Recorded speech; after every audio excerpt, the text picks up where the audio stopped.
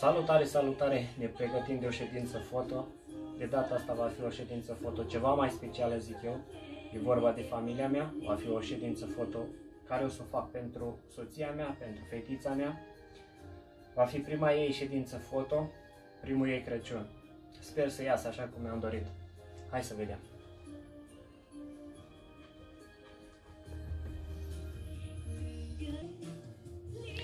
Aici am pregătit și decorul, brăduțul de Crăciun.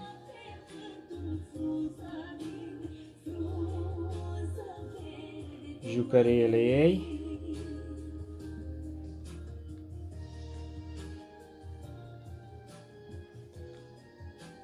Jucăriile mele.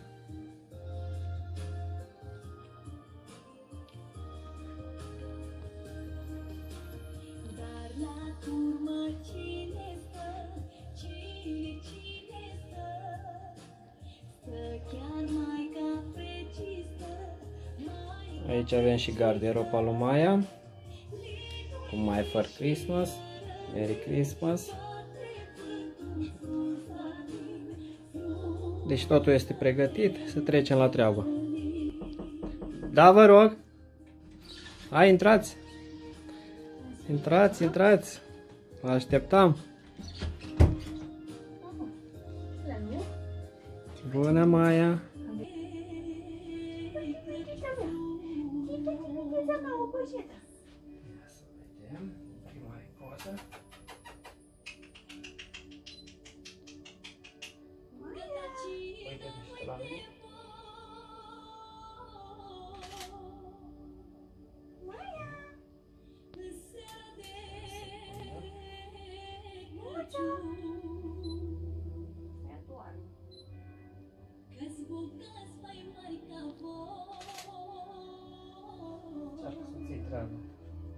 Nu e la jucările la care îți constă.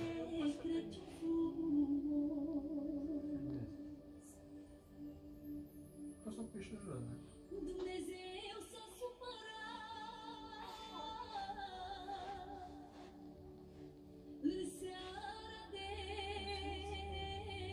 Crăciun și de acolo a plecat. În seara de Crăciun. Ia câte așa. Tati.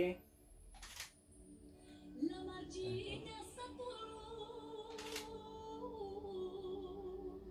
Maia. Dă-te mai spre brăduț. Sper că e în partea asta. Maia, uite pe tata acolo. Și-o puse. La casa săracului.